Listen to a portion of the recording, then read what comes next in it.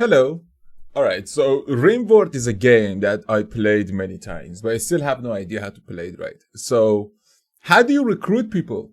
How do you recruit people in this game? Because every time I play it, I end up with like 3 people. Maybe I get one person that is like barely alive at the edge of the map that I have to go pick up, and then that's it. No one else comes, and we die one. How do you recruit more people?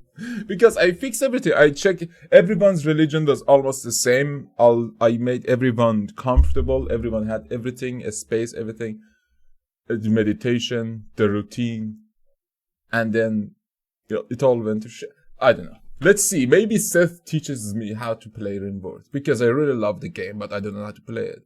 3, 2, 1, go. Hey people, Seth here. Today, I'll be reviewing Rimworld, because it hit 1.0 recently, and it's pretty fucking great. It's made by a few people in Montreal, China, including this guy, who wants you to buy his book. Rimworld is a sci-fi Wait, is that real? made by a few people in Montreal, China, including this guy, who wants you to buy his book. Rimworld is a sci-fi colony simulation game, which includes, but is not limited to, forceful organ harvesting, cannibalism, catching carcinomas from breathing in toxic fallout, I haven't got to that.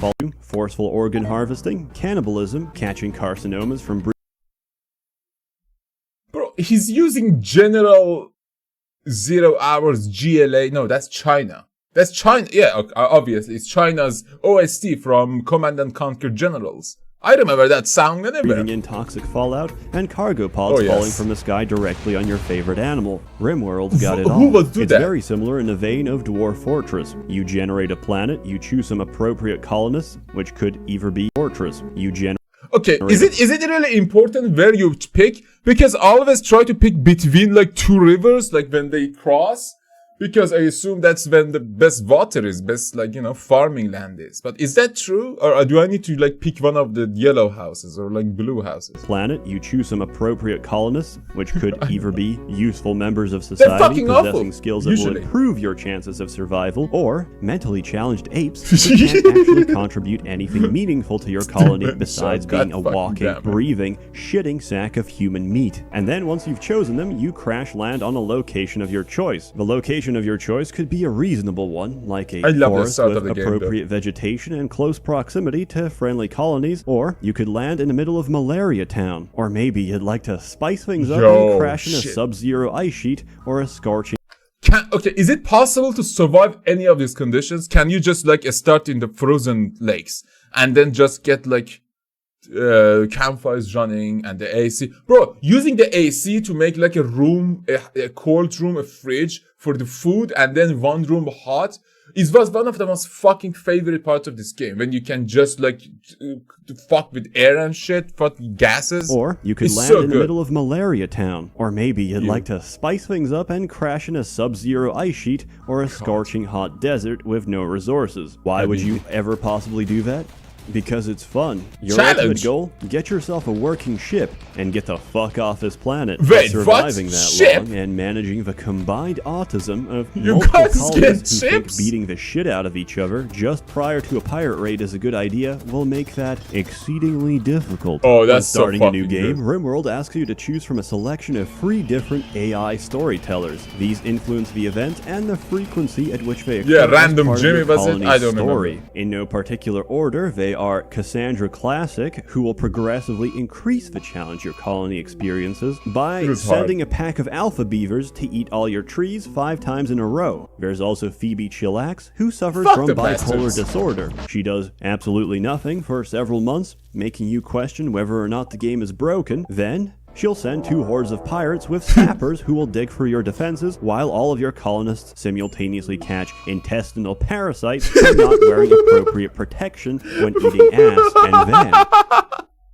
what the fuck? There's Randy Random. Randy doesn't hide the fact that he's out for your blood and doesn't actually give a shit what happens to your colony. Events will happen, good or bad, but they'll happen consistently. Randy has previously sent raids, crashed mechanoid ships containing toxic waste, and started a volcanic winter, all in the span of a single afternoon. best fucking AI for learning. He makes the best scenarios for crashed learning. mechanoid ships containing toxic waste and started a volcanic winter, all in the span of a single afternoon. But he made up for it shortly after by instantly domesticating every squirrel on the map. But how do you get guns? Crashed mechanoid ships containing they're using guns and started a volcanic winter, and they're using all in the span of a single fists. afternoon. But he made up for it shortly after by instantly domesticating every squirrel on the map to join my colony and eat my potatoes. Objectively, Randy is the best storyteller. He follows no set patterns and keeps you guessing and adapting your strategy. Whereas Phoebe lulls you into a false sense of security, and Cassandra can go fuck herself. The game is quite innovative in the sense that each colonist has their own background, traits, and personality. This sounds good in theory. If you've worked in a special needs school before and have experience of tard wrangling, you'll find yourself right at home. Colonists can have traits ranging anywhere from being kind, hardworking, and having exceptional Was that a real thing? immunity to being neurotic, depressive, and being a hideously deformed mouth breather. Their backgrounds often mesh together with their traits and create an exceptionally volatile, unstable human being. These are quite diverse and colorful, and consist of both a childhood and an adulthood that forms the core of their character. There's probably so many fucking backgrounds that I've never even seen them all. Fuck me. Just get that dude out of here. You can have research scientists, medieval slaves, Japanese pop idols, PUBG players, and vat-grown sex slaves all living in the same colony. Psychopath. Or you can get a special snowflake who, due to their pampered childhood and traumatic adulthood, can do no useful work and sexually identifies as limestone. I recommend stripping these people nude, handing them some dog food, and sending them out to the wilderness. Don't worry, they'll be fine. Oh shit, she got captured by pirates. Don't worry. Help is on the way. Characters interact with each other, and may even love and hate the shit out of each other. An efficient colony needs a variety of skills and people to survive, as every person shines in different tasks and develops them at different rates according to how much how do you order people? Of each other. An efficient colony needs a variety of skills and people to survive, as every person shines in different tasks and develops them at different rates according to how much they enjoy it. A digger seasoned in mining will feel right at home chipping away iron and exposing my colony to insect infestations, while the sickly 15-year-old boy I bought from a slave trader may not be. Listen, I played the game many times, but I never advanced at all. I usually play it for like a day and then stop. A digger seasoned in mining will feel right at home chipping away iron and exposing my colony to insect infestations, while the sickly 15-year-old boy I bought from a slave trader may not be the optimal person for crafting leather jackets, owing to the fact that I've replaced both his legs and hands with wooden stumps. And you can do that. Every body part can be the optimal person for crafting leather jackets, owing to the fact that I've replaced both his legs and hands with wooden stumps. And you can do that. Every body part can be replaced with prosthetic and bionic Oh my god, can she again? To lose them, whether through a stray bullet or getting pecked out by an ostrich. Accidents happen. Rimworld has a how the fuck do you get like those worms with machine guns and miniguns on them, bro? Like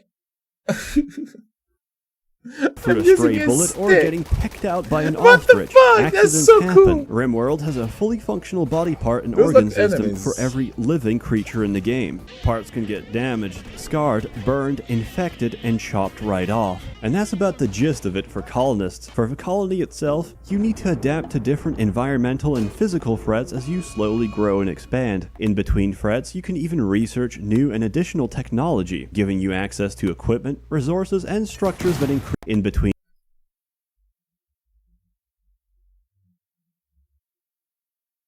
Okay. Oh, this is the skill, the research bit. All right, I get that. Research new and additional technology. I love it that you can just put more people resources and structures that increase your self-sufficiency. You can also open up the world map and send caravans to trade with friendly colonies, take missions, and improve. In between threats, you can even research new and additional technology, giving you access to equipment, resources, and structures that increase your self-sufficiency. You can also open up the world map and send caravans to trade with friendly colonies. Yo, they fly. Yeah, I gotta get Take missions and improve diplomatic relations. You can even start additional colonies, get ambushed by flesh-eating turtles, build pod launchers, and fire a dozen super soldiers dressed in power armor straight into a colony and commit genocide. Rimworld 1.0 really has it all. Aside from handling food, energy, appropriate accommodations, and clothing, defense is probably your most important priority. No matter how well your colony is doing, unexpected attacks can decimate your entire base. Luckily, the AI is pretty predictable, and even the smarter AI patterns can be learned and manipulated. This leads to people constructing increasingly elaborate and sadistic kill boxes, labyrinthine trap mazes, Romanian corpse freezers, engineered casings, and freezers are the best. My favorite part of the temperature dynamics work quite nicely in this game. So one of my favorite defensive strategies is to bait raiders into entering my base through a narrow, creeping tunnel of granite. As they manage to slowly crawl halfway through the tunnel, I quickly go all Edgar Allan Poe on them and seal the entrance behind them. Since we don't want our guests to get cold, I tell one of my colonists to start a nice roaring fire near the exit using some conveniently placed furniture. We seal the door shut,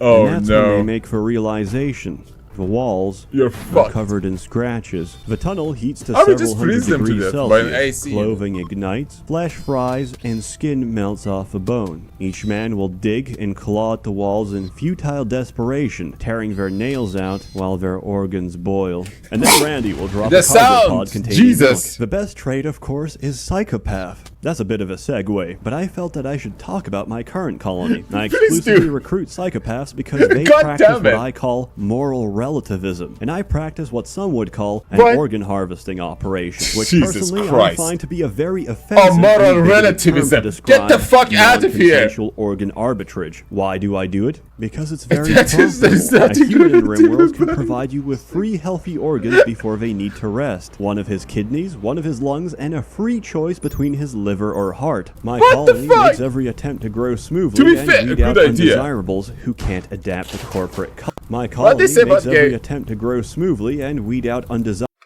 Backdoor is romantically attracted to... Backdoor is the name of his portables who can't adapt to corporate culture. This one didn't launch so well. At least he'll make a good sofa. It's amazing how quickly this game turns you into a monster. Surprisingly though, every faction loves me.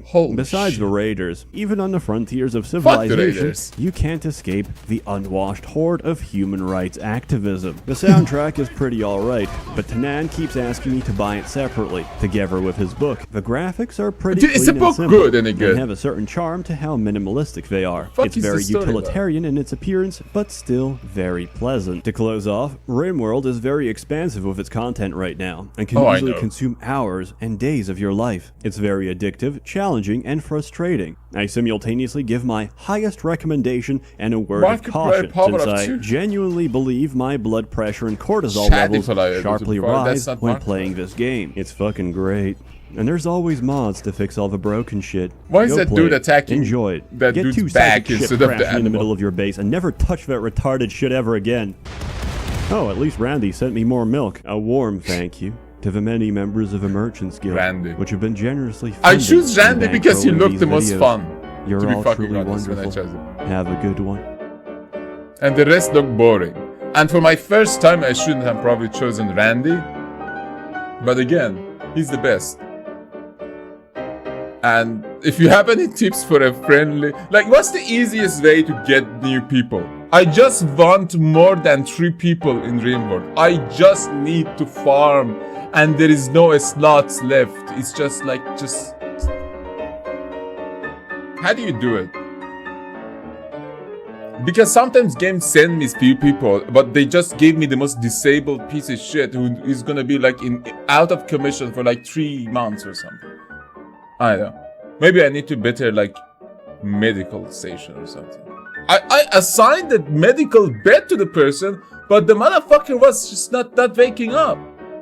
And if someone was going and talking to him, like giving him everything, giving him all the like energy, not that depression and stuff like that. And then like it took forever. I just don't like that. I wish we could have like maybe 10 people and then we can actually expand. Yeah, I'm not a person who goes and reads Wikipedia, but this game made me want to do it. I still didn't do it. I tried to figure things out by fucking around. But this game's just so much energy. It's just, it needs so much brain power sometimes. But yeah, thanks for watching. I'm gonna go playing Rimworld. I'm gonna fucking suck. But again, I probably just tell me what to do. See you all later.